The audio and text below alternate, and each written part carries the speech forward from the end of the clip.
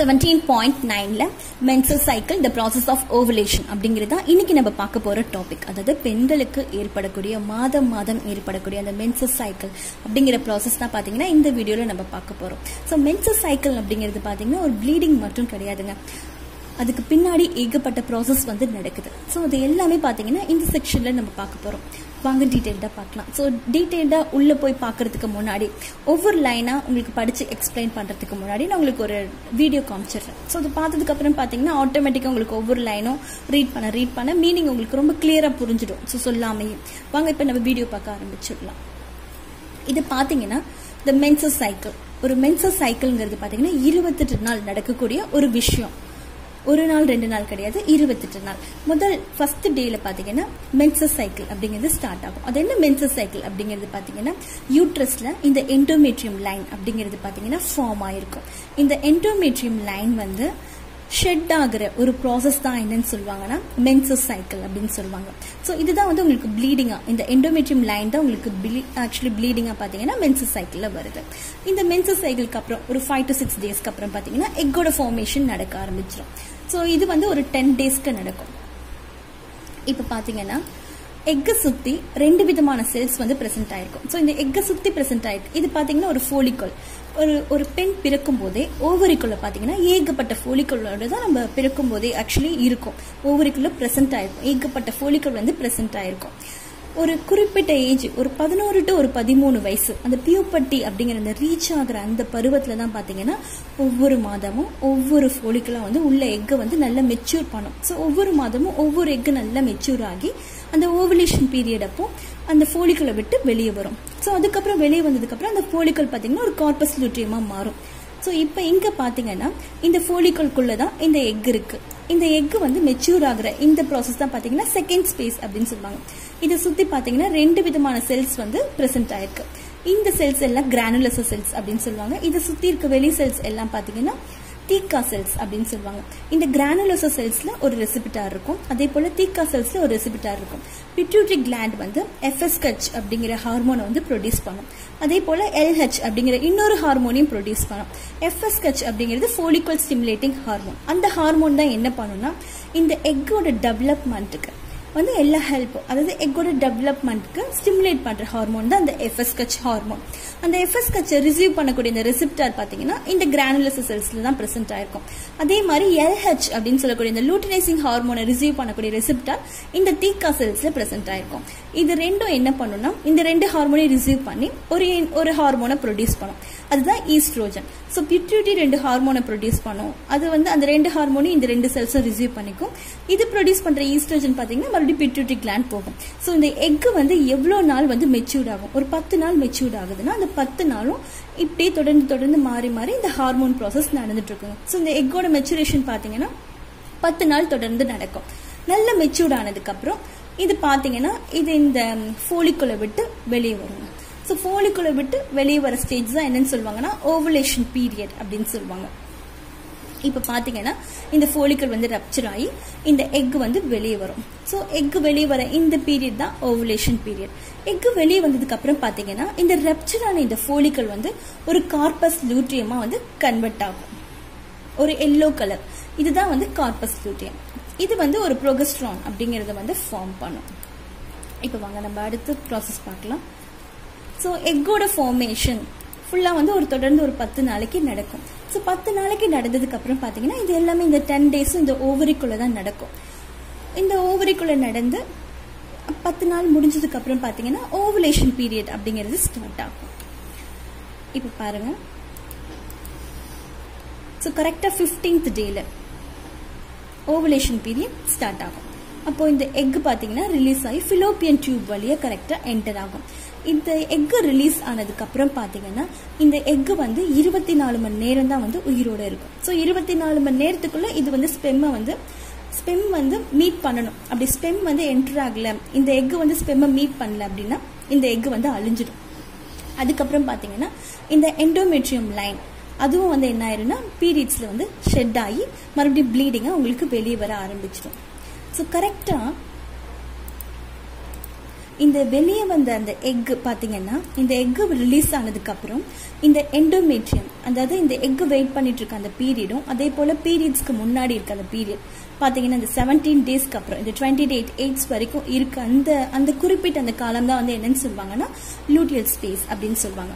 So அந்த space தான் வந்து எதுக்காக அப்படின்னு பாத்தீங்கன்னா இந்த எக் வந்து சப்போஸ் ஃபெர்டிலைஸ்டு ஆயிடுச்சு அப்படின்னா இந்த ஃபெர்டிலைஸ்டு ஆன எக் பாத்தீங்கன்னா இந்த எண்டோமெட்ரியத்துக்குள்ள வரும். ஸோ இந்த எண்டோமெட்ரியத்துக்குள்ள இந்த லேயருக்குள்ள என்டர் ஆகி இந்த இடத்துல தான் பாத்தீங்கன்னா உங்களுக்கு அந்த ஃபீட்டல் அந்த எம்ப்ரோனிக் டெவலப்மெண்ட் அந்த செல்லோட வளர்ச்சி எல்லாமே இதுக்குள்ளதான் நடக்கும். இந்த எண்டோமெட்ரியம் எதற்காக அப்படின்னு பாத்தீங்கன்னா அந்த கருவோட வளர்ச்சிக்கு தேவையான எல்லா நியூட்ரிஷனும் மாசம் வந்து இது ப்ரிப்பேர் பண்ணி ரெடியா வச்சிருக்கும். கரெக்டா அந்த ஸ்பெம்மோட என்ட்ரிக்காக. சப்போஸ் ஸ்பெம்மோட என்ட்ரி இல்லை அப்படிங்கும் போதும் இந்த எக்கும் அழிஞ்சிடும், அதே போல இந்த எண்டோமெட்ரியமும் அழிஞ்சு உங்களுக்கு பீரியட்ஸ் அதான் வரும். ஸோ அந்த குறிப்பிட்ட அந்த 17 to 28 டேஸ் காலம் தான் வந்து உங்களுக்கு என்னன்னு சொல்லுவாங்கன்னா லூட்டியல் ஸ்பேஸ் அப்படின்னு சொல்லுவாங்க. ஸோ பிரெக்னன்சி ஏற்படல அப்படின்னு பாத்தீங்கன்னா இந்த அழிஞ்சு போன இந்த எக்ஸிலும் அதே போல இந்த எண்டோமெட்ரியமும் உங்களுக்கு ஷெட் ஆகி ப்ளீடிங்கா வரும். இதுதான் வந்து உங்களுக்கு ஒரு மென்சஸ் சைக்கிள் அப்படின்னு சொல்லுவாங்க. ஸோ இந்த மென்சஸ் சைக்கிளோட ஒரு ப்ராசஸ் என்ன, இது எதுக்காக இந்த ப்ராசஸ் நடக்குது அப்படின்னு பாத்தீங்கன்னா இது ப்ரிப்பேர் பண்ணும் உங்க பாடியை வந்து பிரெக்னன்சிக்காக ப்ரிப்பேர் பண்ணக்கூடிய ஒரு ப்ராசஸ் தான் இந்த மென்சஸ் சைக்கிள். இது பாத்தீங்கன்னா 28 நாள் நடக்குது, ஒரு நாள் 2 நாள் கிடையாது. இந்த ப்ராசஸ் 28 டேஸ் இந்த சைக்கிள்ங்கிறது நடக்குது. 4 விதமான ஸ்பேஸா நடக்கக்கூடிய ஒண்ணுதான் பாத்தீங்கன்னா இந்த சைக்கிள். இப்ப வாங்க நம்ம டாபிக் குள்ள போயிடலாம். The cyclic events that take place in a rhythmic fashion during the reproductive period of woman life is called menstrual cycle. அதாவது ஒரு சைக்கிள் ஈவெண்ட்ஸ் ஒரு மீண்டும் தொடர்ந்து நடக்கக்கூடிய ஒரு ஈவெண்ட் பாத்தீங்கன்னா நடக்குது கண்டினியூஸ்லி. ரிதமிக் ஃபேஷன் அப்படின்னா அக்வயரிங் கண்டினியூஸ்லி அப்படிங்கறத ரிதமிக் ஃபேஷனோட அர்த்தம். ஸோ ரிதமிக் ஃபேஷன் கண்டினியூஸா நடக்குது during reproductive period of women's life. உமன்ஸோட லைஃப்ல நடக்கக்கூடிய தொடர்ந்து நடக்கக்கூடிய ஒரு சைக்கிள் தான் என்னன்னு சொல்றாங்கன்னா மென்சஸ் சைக்கிள் அப்படின்னு சொல்றாங்க. In human female the menses cycle start at the age of 11 to 13 years which marks the onset of puberty and is called menarche. அதாவது 11 to 13 வயசுல பாத்தீங்கன்னா பெண்கள் வந்து பொதுவா அந்த பியூபர்ட்டி அப்படிங்கிற அந்த பருவத்தை வந்து அடையிறாங்க. ஸோ அந்த முதல்ல நடக்கக்கூடிய அந்த ஒரு பியூபர்ட்டி தான் என்னன்னு சொல்லுவாங்கன்னா மெனார்க் அப்படின்னு சொல்லுவாங்க. And Jesus around 48 to 15 years of age and this stage is termed as menopause. ஒரு 48 to 50 வயசுல பாத்தீங்கன்னா இது கம் டு தி எண்ட், அதாவது நிக்க போற அந்த ஸ்டேஜ் தான் என்னன்னு சொல்லுவாங்கன்னா மெனோபாஸ் அப்படின்னு சொல்லுவாங்க.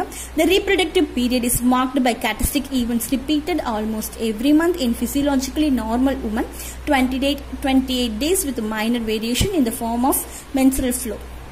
மென்ஸ்ட்ரல் ஃப்ளோ அப்படிங்கிறது பாத்தீங்கன்னா மாதம் தொடர்ந்து ரிப்பீட்டா நடக்கக்கூடிய ஒரு பிசிக்கலி நார்மல் பிசிக்கலா நடக்கக்கூடிய எவ்ரி மந்த் நடக்கக்கூடியது.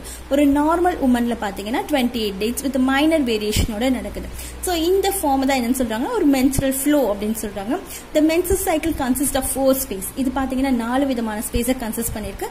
ஃபர்ஸ்ட் ஸ்பேஸ் பாத்தீங்கன்னா மென்ஸ்ட்ரல் ஸ்பேஸ் அப்படின்னு சொல்லுவாங்க. அது 5 டேஸ் நடக்கக்கூடிய அந்த பீரியட்ஸ், அது டிஸ்ட்ரக்டிவ் ஸ்பேஸ் அப்படின்னு சொல்லலாம். அதுக்கப்புறம் பாத்தீங்கன்னா ஃபோலிகுலர் ஸ்பேஸ், அதை தொடர்ந்து அடுத்து நடக்கக்கூடிய ஸ்பேஸ் பாத்தீங்கன்னா அந்த எக்கோட டெவலப்மெண்ட், இது ஃபோலிகுலர் ஸ்பேஸ். அதே போல ப்ரோலிஃபரேட்டிவ் ஸ்பேஸ் அப்படிங்கிறது பாத்தீங்கன்னா எண்டோமெட்ரியமோட ஃபார்மேஷன். இந்த பக்கம் பாத்தீங்கன்னா ஓவரியில ஃபோலிகுலோட ஃபார்மேஷன் நடக்கும். ஆன் தி சேம் சைட் இந்த பக்கம் யூட்ரஸ்ல பாத்தீங்கன்னா அந்த லைன், அந்த எண்டோமெட்ரியம் லைன் வந்து பில்டப் ஆயிட்டு இருக்கும் மறுபடியும். ஸோ இந்த மென்சஸ்ல வந்து செட் ஆன அந்த லைன் மறுபடியும் வந்து பாத்தீங்கன்னா பில்ட் பேக்கப் அகெயின். ஸோ மறுபடியும் வந்து பில்ட் ஆகும். இதை வந்து ப்ரோலிஃபரேட்டிவ் ஸ்பேஸ் அப்படின்னு சொல்லுவாங்க. மூணாவது ஸ்பேஸ் என்ன ஸ்பேஸ் அப்படின்னு பாத்தீங்கன்னா ஓவலேட்டரி ஸ்பேஸ், அதாவது அந்த ஓவலேஷன் பீரியட் கரெக்டா அந்த எக் வந்து வெளியே வரக்கூடிய அந்த ஸ்பேஸ், அது ஓவலேட்டரி ஸ்பேஸ். அதுக்கு அடுத்து இருக்கக்கூடிய ஸ்பேஸ் பாத்தீங்கன்னா லியூட்டியல் ஆர் செக்ரட்டரி ஸ்பேஸ். இது வந்து எதுக்காக அப்படின்னு பாத்தீங்கன்னா இந்த ஸ்பேஸ் வந்து கரெக்டா அந்த எக் வந்து ஃபெர்டிலைஸ்டு ஆயிடுச்சுன்னா அது கரெக்டா போய் அந்த எண்டோமெட்ரியத்துல போய் செட் ஆகி கரெக்டா அந்த கரு வளரக்கூடிய அந்த இடைப்பட்ட காலம் தான் என்னன்னு சொல்லுவாங்கன்னா லியூட்டியல் ஸ்பேஸ் அப்படின்னு சொல்லுவாங்க. சப்போஸ் பிரெக்னென்ட் ஆகல அப்படின்னா கரெக்டா அந்த 28 டேஸ்க்கு அப்புறம் அந்த இறந்து போன அந்த எக்ஸெல் அதே போல அந்த எண்டோமெட்ரியம் அது ரெண்டும் பாத்தீங்கன்னா ஷெட் ஆகும். இதுதான் வந்து ஒரு மென்ஸ்ட்ரல் சைக்கிள் நடக்கக்கூடிய 4 விதமான ஸ்பேஸ். முதல்ல நடக்கக்கூடிய இங்க பிரிச்சு காமிச்சிருக்காங்க பாருங்க. 28 டேஸ்ல பாதியா பிரிச்சிருக்காங்க. பாதி வந்து ஃபோலிகுலர் ஸ்பேஸ், மிச்சம் பாத்தீங்கன்னா லியூட்டியல் ஸ்பேஸா பிரிச்சிருக்காங்க. Okay, this page shows simultaneously synchrony of events in both ovary and uterus. Changes in the ovary and the uterus are induced by the pituitary hormone and ovarian hormones. Pituitary hormone என்னன்னு பாத்தீங்கன்னா LH and FSH, ovarian hormones என்னன்னு பாத்தீங்கன்னா estrogen and progesterone. அதாவது இந்த ரெண்டு ஹார்மோனால தான் பாத்தீங்கன்னா ஓவரிக்குள்ளேயும் அதே போல யூட்ரஸ்குள்ளேயும் சேஞ்சஸ் வந்து ஏற்படுது. ஓவரிக்குள்ள ஏற்படுற சேஞ்சஸ் வந்து அந்த ஃபாலிக்குள்ங்கிற அந்த ஏற்படுற டெவலப்மெண்ட் அண்ட் எக்கோட ஃபார்மேஷன் ஒரு மெச்சூர் ஆகிறதுக்கு, ஒரு எக் மெச்சூர் ஆகிறதுக்கு நடக்கக்கூடிய ப்ராசஸ். அதே போல யூட்ரஸ்ல நடக்கக்கூடியது பாத்தீங்கன்னா அந்த கரு வளர்ச்சிக்கு தேவையான நியூட்ரிஷன்ஸ் எல்லாமே வந்து அந்த எண்டோமெட்ரியம் லைன் டெவலப் ஆகும். அந்த லைன் திக் ஆகுற அந்த ப்ராசஸ் வந்து ஆக்சுவலி யூட்ரஸ்ல நடக்கக்கூடிய சேஞ்சஸ். இது ரெண்டும் எந்த ஹார்மோன் வந்து இதை வந்து ஸ்டிமுலேட் பண்ணுது அப்படின்னு பாத்தீங்கன்னா pituitary hormone and ovarian hormones. இந்த ரெண்டு ஹார்மோனால தான் அந்த ரெண்டு சேஞ்சஸ்மே வந்து ஏற்படுது அப்படின்னு சொல்றாங்க. ஸோ இங்க ஒரு டேப்லெட் காலம் கொடுத்துருக்காங்க, வாங்க பார்க்கலாம். இது வந்து 4 ஸ்பேஸ் எத்தனை நாள்ல நடக்குது, அப்போ ஓவரில் என்ன சேஞ்ச் இருக்கும், யூட்ரஸ்ல என்ன சேஞ்ச் இருக்கும், என்ன ஹார்மோன் அதுக்கு ஹெல்ப் பண்ணுது அப்படிங்கறத இந்த டேப்லெட் காலமே. ஃபர்ஸ்ட் ஸ்பேஸ் பாத்தீங்கன்னா மென்சுரல் ஸ்பேஸ், இது 4 to 5 டேஸ்ல நடக்குது. இப்போ உங்க ஓவரில் என்ன சேஞ்சஸ் இருக்கும் அப்படின்னு பாத்தீங்கன்னா டெவலப்மெண்ட் ஆஃப் பிரைமரி ஃபாலிகல்ஸ்.